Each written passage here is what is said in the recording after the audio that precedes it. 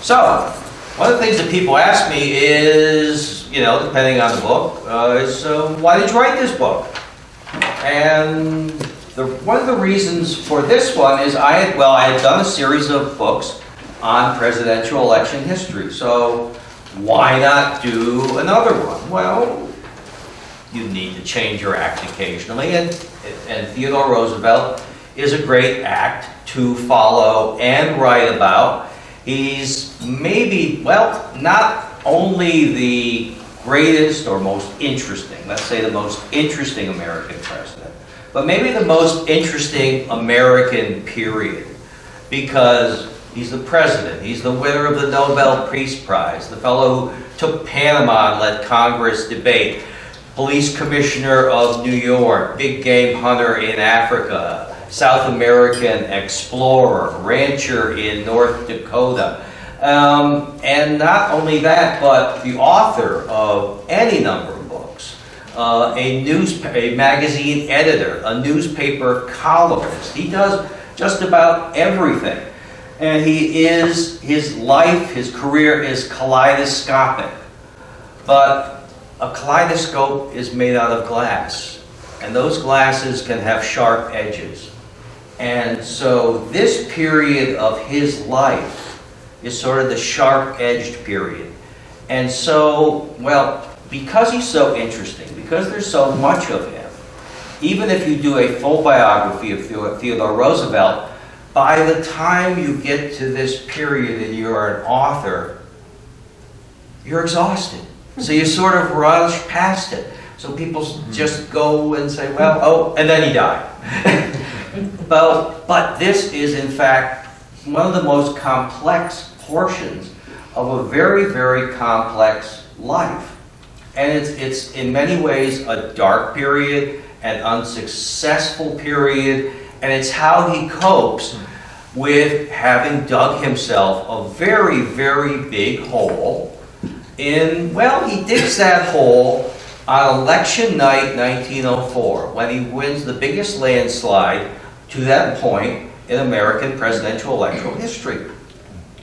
And he stands up and he said, I'm not going to run for another term.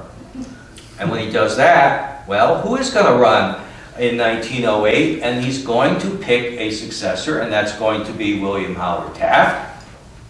But they will not get along. TR will be very, very seriously displeased with how Taft comports himself in the presidency. And TR will run for president himself in 1912 on a third-party ticket, split the Republican vote, and elect Woodrow Wilson as president. So Wilson is president, and Theodore Roosevelt is not. There's a bunch of upstate in this story. And the story, there's a vignette which starts the book. But the story really begins upstate, and it begins in a courtroom in Syracuse, where Theodore Roosevelt is being sued for libel by the Republican boss of Albany County. If you can imagine a Republican boss, or even a Republican in Albany County. That's true. But there was a fellow named William Barnes, who was buried in Albany Rural Cemetery, a descendant of one of the founders of the Republican Party. And I think the O'Connell machine, the Democrats learned a lot from how he ran things. And for a while, he was really cock of the walk in Albany and in New York State, and a real power in Republican politics nationwide. And Theodore Roosevelt in 1914 is campaigning for Progressive Party candidates, this third party. And he says, you know, there's so much corruption in this state. And it's not just the Democrats. It's not just those Tammany guys in New York City. It's also they're in cahoots with the Republican Party in this state, which is run by Billy Barnes, and they're all corrupt. And Barnes says, corrupt? That's actionable. I'm going to sue Theodore Roosevelt, and I'm going to prove he's a liar. I'm going to prove we're not crooks. And I'm going to put a final stake into his political heart and just ruin him. So TR is on trial in Syracuse that year. And this is May 1915. And it's important that he's there because he's surrounded by all these reporters. And at that moment, the Germans sink the Lusitania. And those reporters don't have to go getting on the train to Oyster Bay and running up the hill. They've got TR right there, and he can make the statements that he wants to about the Germans, about piracy on the high seas, about the murder of innocent women and children, about the murder of Americans, and what a gutless wonder Woodrow Wilson is. And so at that moment, Theodore Roosevelt basically declares war, not so much on Germany, but on Woodrow Wilson. Now, he'd run against Wilson for president, but he really hadn't come to hate Woodrow Wilson so much in 1912. He was too busy hating William Howard Taft to notice how much he was going to hate Woodrow Wilson. But he soon discovers that, and it's not so much because of the war or the fact that they had run against each other. They knew each other from a long, long time ago. They had appeared on a podium talking about municipal reform in Baltimore in 1896. And most remarkably, and TR was a fan of Wilson when he was a reforming president of Princeton University.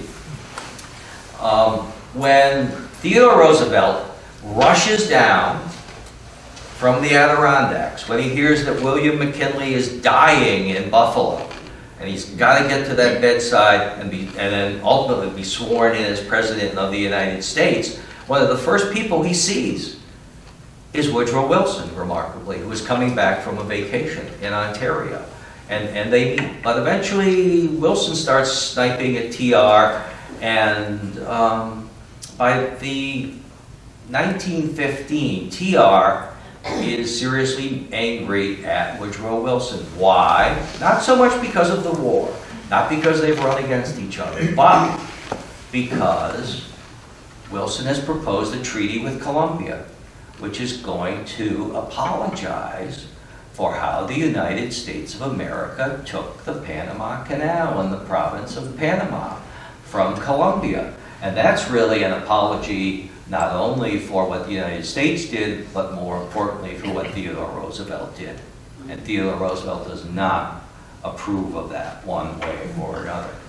So Theodore Roosevelt has his reasons to be mad in 1915 about the Lusitania and about Woodrow Wilson. And he will lead the fight for preparedness in this country. Now, the country doesn't particularly want to get into the war. Why should we? Aside from these sinkings of ocean liners and the occasional deaths of Americans, we really don't have a dog in the fight in Europe. We may be upset about what the Germans have done in rampaging through neutral Belgium and all that, but you know, it's the popular song at that time is "I didn't raise my boy to be a soldier." That's the #1 hit. Americans don't want to go to war. There's a lot of German Americans in this country. There's a lot of Irish Americans in this country who are not particularly in love with the British Empire.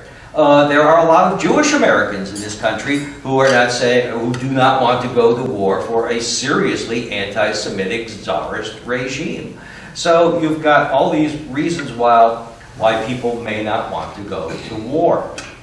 But TR is a very belligerent, militaristic person, the most militaristic, belligerent president in our history. Although there's always irony in life, and there's always irony in history. So this most belligerent of presidents, actually, we have peace during his 7 years of the presidency. We see him winning that Nobel Peace Prize for bringing peace between Russia and between the Japanese Empire.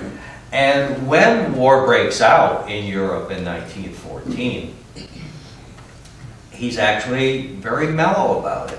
And he's uncharacteristically TR.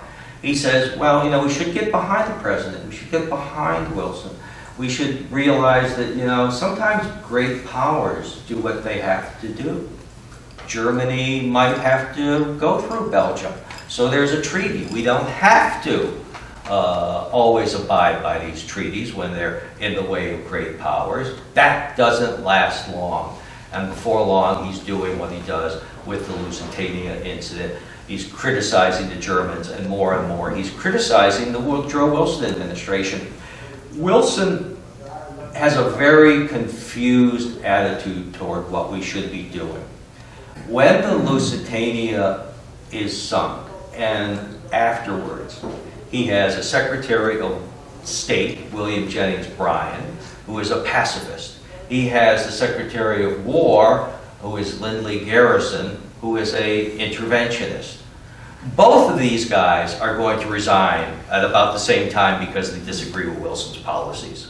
That tells you it's a very confused administration, and Wilson compounds it by replacing the isolationist Bryan with an interventionist Lansing, and replacing the interventionist Lindsey Garrison at War with an outright pacifist Newton Baker as Secretary of War.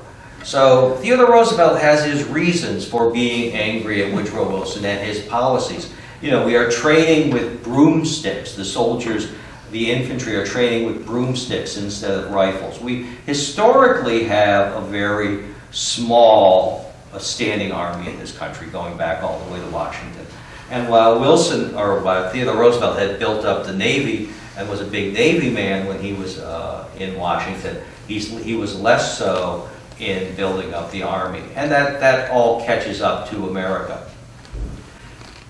To remedy the situation, there is a friend of Theodore Roosevelt named General Leonard Wood. Wood had been Army Chief of Staff under William Howard Taft, and was still in the Army, and he comes up with an idea, again, upstate, called the Plattsburgh idea. And what he's going to do is all the middle class and upper middle class gentlemen, often a lot of Harvard people, and often a lot of people who belong to the Harvard Club in New York City, including Theodore Roosevelt's son, T.R. Jr., get together. And how I spent my summer vacation. I spent my summer vacation at Plattsburgh or at various other places learning to be an officer, learning to train men, learning to deal with the military situation. And this is a fairly successful program, and to take a look at this success, he invites various people, Wood does, invites various people to come up and review the troops, one of whom is his old pal, Theodore Roosevelt, who, in reviewing all these men, gives a tremendously inflammatory speech excoriating the Wilson administration. And Wood says, could you kind of massage those remarks before you give them out to the press? And TR, being TR, goes full bore and really accelerates those, which leads to Leonard Wood having to extend an apology to the War Department, to Woodrow Wilson. But TR is not going to apologize. He's going to continue to urge preparedness and to angle towards something else, which is another try for the presidency of the United States. In splitting the Republican Party in 1912, he, who had been the great idol of Republicans, is now their bête noire. The regular Republicans really don't want anything more to do with him. He created this situation which handed the country over to Woodrow Wilson. He had broken the party, and you know, civil wars are the meanest, worst form of wars. And so the Civil War in the Republican Party, how do you get it back together? The Progressive Party had continued to function in 1914. It did very badly in the midterm elections, but it was still functioning. But when it comes time to have the political conventions in 1916, what's going to happen? The Republicans are going to meet in Chicago because the Republicans would always meet in Chicago in those days. But the Progressives also announced they were going to meet in Chicago, and they were going to meet at the exact same time. So the rapprochement is this kind of awkward dance of how the parties are going to get back together again.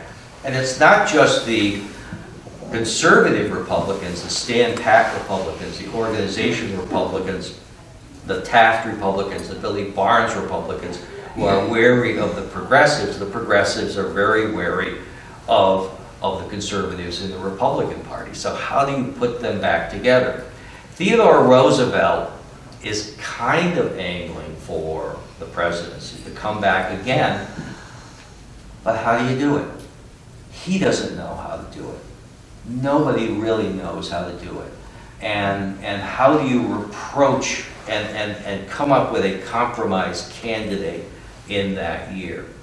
He goes on a Caribbean cruise earlier in the year, and he gives out a famous remark. He said, "The American people should not take me for the president again unless they are in a heroic mood." In other words, you have to buy into my ideal of American military preparedness. Otherwise, don't take me. But he's sort of hedging his bets here because he's down. He's been beaten, and he will say over and over again to people, you know, if I think I'm a political liability. If I advocate something, the American people may turn away from it. If I say this, they may think, well, he's saying this because he wants to come back politically, not because it is true. I'm sort of like box office poison at this point. Okay, so he's very wary about how to go about it, and afraid of being rejected yet again by a country that had once loved him, which once had idolized him.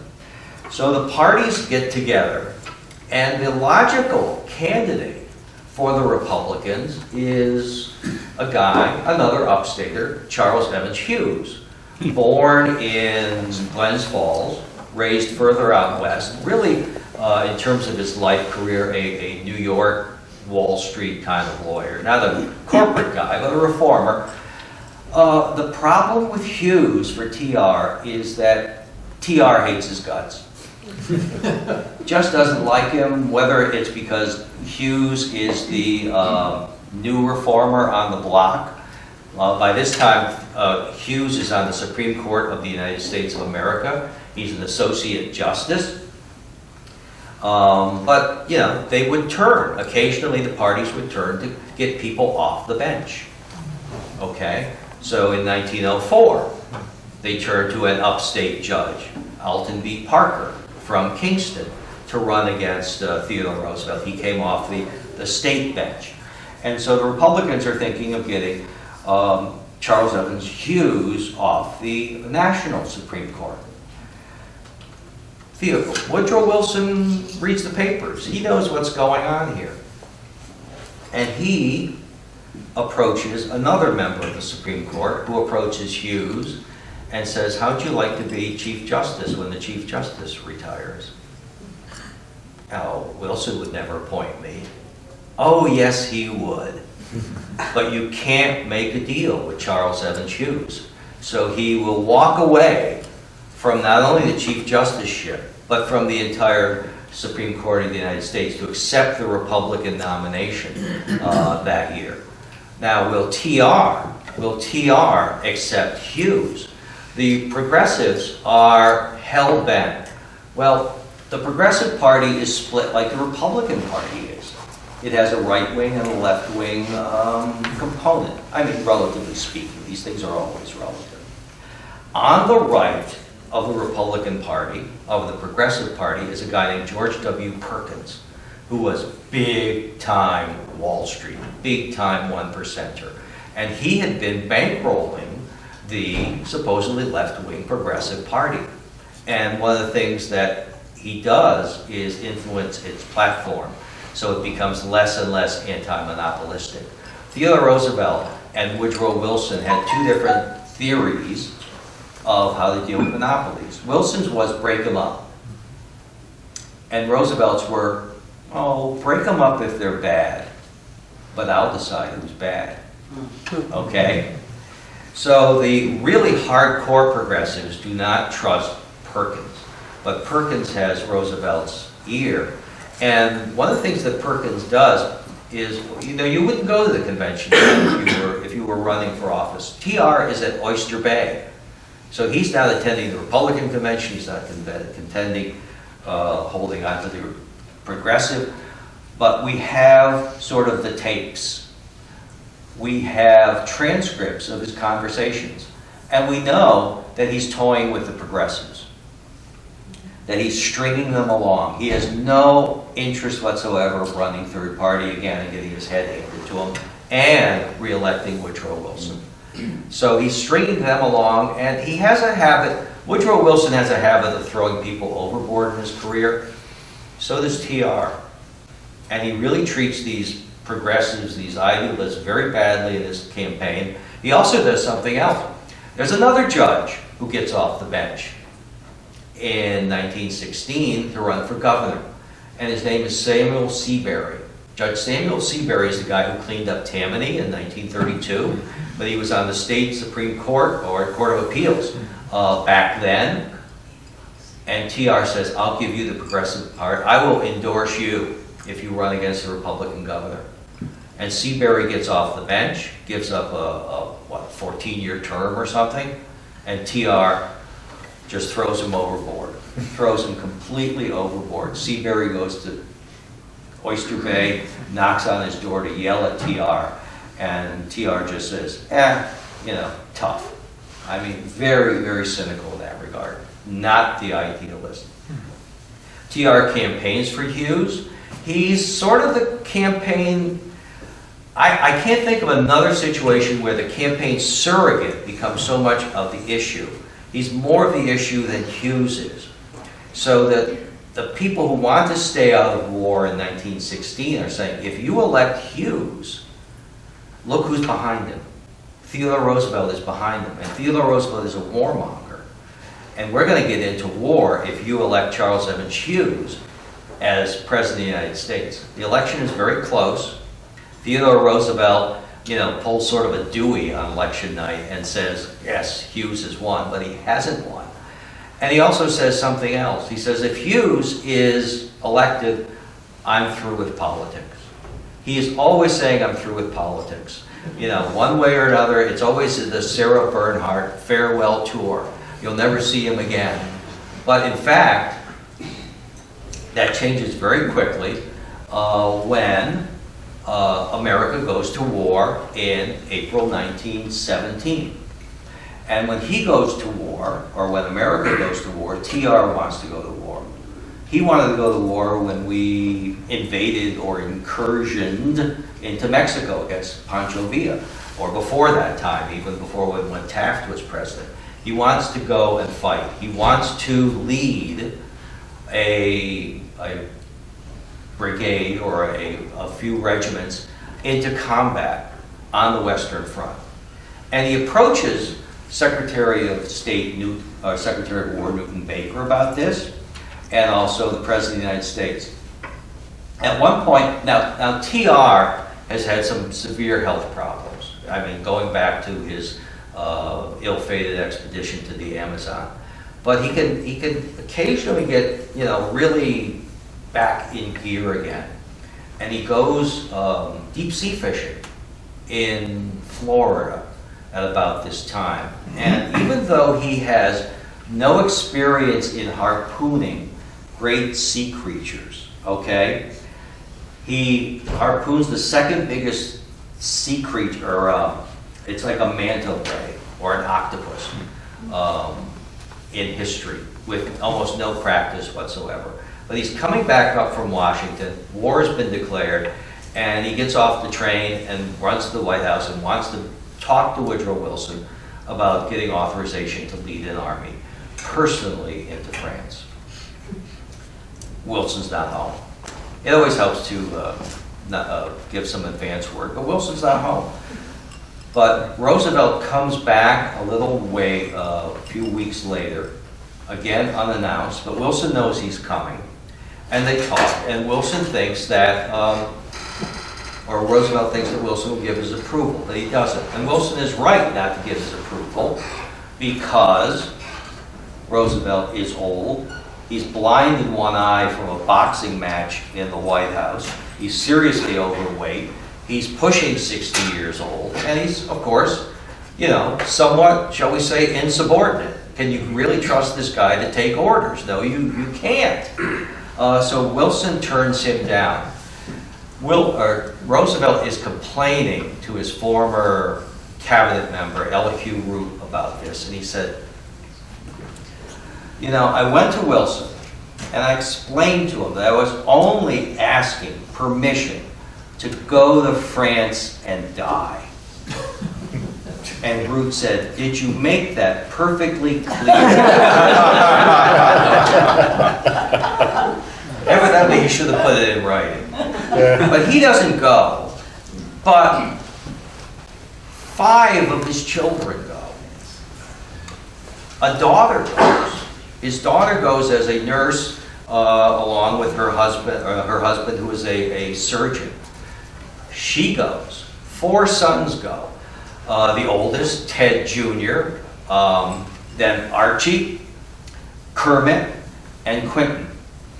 Kermit actually joins up with the British Army first, goes to Mesopotamia, meets Lawrence of Arabia, and at one point he comes across a bunch of Turkish soldiers in Mesopotamia, Iraq. And it's like he's by himself and he doesn't even have a pistol with him. But he has a riding crop because he's with the British Army, and he just starts waving his riding crop and says, okay boys, surrender now. And they do. And he gets a nice medal, and he eventually goes off to France to join his 3 brothers. Ted Jr. is seriously wounded in the war. He's gassed, and he gets really shot up pretty good. A great officer, great soldier. He's going to die on the beach at Normandy of a heart attack in World War II. Becomes a general in the Second World War. His younger brother, Archie, is shot up even worse. But when war ends, he's stateside. He's sort of being held together by Scotch tape. He is as the Army rates these things, you know, what percentage disability you have. Archie was rated 100% disabled. Despite that, he goes off and fights in the Second World War, like Ted Jr. in the Pacific. He's in the Pacific, and he's shot again. He's the only American rated 100% disabled in both wars. These Roosevelts are brave guys, okay? And then the last son is Quentin, who is the baby of the family. He leaves Harvard to join up and becomes an aviator. And it takes a while to get our... TR was right about preparedness. We didn't have the planes, we didn't have tanks, we didn't have the guns. So it takes a long time to get our flyboys into the air. It takes a while for Quentin to learn how to fly in formation, fly shooting through the propellers, the machine guns and all that. On his first mission in 1918, Quentin shoots down a German pilot, and the family is just thrilled. His mother breaks a champagne glass in the celebration, and then he goes on his second mission. Bastille Day, July 14th, 1918, and he is across enemy lines, flying over enemy territory, and his plane goes down. And what is it? What is it? Word comes back to a reporter for the Associated Press, a telegram. It says, watch Sagamore Hill 4, and the rest is censored. And so the reporter goes up to to Sagamore Hill, sees Theodore Roosevelt, and says, look at this telegram. And TR goes, this is not good. I don't know what this is, but this is not good. Kermit is in transit. The other 2 boys are wounded anyway. It's Quentin. Don't tell Mrs. Roosevelt. Do not tell Mrs. Roosevelt. And then word comes back that Quentin has been shot down. They still do not know, did he walk away from it? Was he captured? Was he wounded? And then they hear, he took 1 bullet right to the skull. Bang. Dead. Theodore tells his wife, Edith, comes back down, and it's all stiff upper lip because TR is a brave man. He's a Victorian. He's argued for this war, and he's gotten his war, and he's paid his price in blood. And he walks down to the stables where there was housed Quentin's old pony from the White House days, now very old horse, miniature Shetland. He goes into that stable and throws his arms around the neck of that pony because it reminded him of his son, and sobbed and sobbed and sobbed. He was scheduled right after that to address the New York State Republican Convention held in Saratoga Springs. And his nephew was a state senator from Herkimer, was organizing a TR for governor movement. And TR's sister, that state senator's mother, said, "Theodore, you don't have to go to Saratoga. Everyone will understand. Don't go. I have my duty. I have my duty to do, and I will go." And he comes here, and he addresses the crowd. He doesn't run for governor. He doesn't want to run for governor. And but he comes back and continues to go around the country selling war bonds, and is really very valuable to the country in that regard. He's selling war bonds in that picture. And there's a reason I have that up, aside from the fact that it's a very fine book, is that it's indicative of something. Now, Theodore Roosevelt would always give a speech. If you see a newsreel, when he's giving a talk, he's always doing this. Always doing this. What's he doing here? He's holding on for dear life. Okay? In the last year of his life, he spends 2.5 months at Roosevelt Hospital on the west side of Manhattan. The first time he had a cyst, which was to be removed in a very delicate area. And he doesn't have it done in the hospital. He has it at home without anesthetic because he's Theodore Roosevelt, damn it. And then he goes in to New York City for a full day of meetings the next day. And his secretary, he's in the hotel room, says, you don't have to finish all these letters today, Mr. President. No, I made a promise that I would work to the hilt and clean off my desk every night.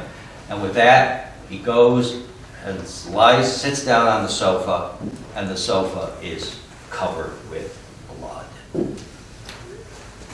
He's bleeding profusely. They take him to the hospital, and he is also suffering from the after effects of that Amazon fever. While he's there, and they think he's going to die. They even announce rumors reach the center of America that he is dead. But he is not going to die. But while he's in the hospital, he says to the doctors, "I've also got this problem with my ear from the Amazon. Could you clean out whatever is in there?" And they do. And they botch the operation. And they ruin his ear canal. And they ruin his equilibrium. He walks out of the hospital and he has to learn how to walk again. Okay, this is 1918. So, he's seriously overweight. He's blind in one eye from boxing in the White House. He's now deaf in one ear, and he cannot even walk straight. And what's he doing here? He's holding on there, and he's holding on to that stanchion. That's September 1918 when he's on one of these war bond situations. Now, the Republican Party is about ready to turn to him finally. He's been Mr. Preparedness. He's been Mr. Win the War. He's been Mr. We're against hyphenated Americans and people who are disloyal. And all of this is super popular at this point. So the party is about ready to turn to him And the party is, and the country is turning to the Republican Party. So they win the midterms in 1918, which is going to eventually crash Woodrow Wilson's League of Nations. But on that day, Theodore Roosevelt goes out to vote and is seriously sick on election day. And then on Armistice Day, he is taken back to Roosevelt Hospital, where he has a serious fever, reaches 104. He suffers from rheumatism and pains all over his body and is not let out of the hospital until Christmas, where he insists on coming out. And the doctors say, you know, we wish you would stay longer, but his recovery at home will be for a while, and he is wheeled out of the hospital. And they tell him, you may spend the rest of your life in a wheelchair. And it's like, okay, if I have to function in a wheelchair, I will. And how can the country be ready to turn to a man this sick to be the next president of the United States? Well, here's a guy who had conquered childhood weakness and asthma, and you shoot him in Milwaukee in 1912, and he has a bullet in his chest, and he talks for an hour and a half, and he goes to the Amazon, and the germs and the microbes and the disease can't kill him, and he falls on his face in 1912, and you cannot kill this guy. He's indestructible. But he's not. He's not. And he comes out of the hospital on Christmas Day, and the family, what can be gathered in wartime, gathers together. But as the holidays break up, the family breaks up and leaves a big empty house.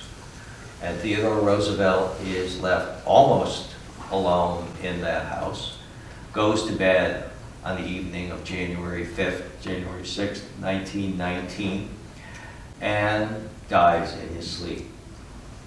Vice President Thomas Marshall makes the remark later that death had to take him in his sleep, because otherwise there would have been a fight. We're not sure who would have won. But anyway, that is the story of Theodore Roosevelt. That is the story of Theodore Roosevelt's last war, triumph and tragedy. He had put back his political career, but the tragedy is, like Moses, he was not about to reach that promised land. And the greater tragedy was the price he paid in the blood of his own kith and kin. Thank you.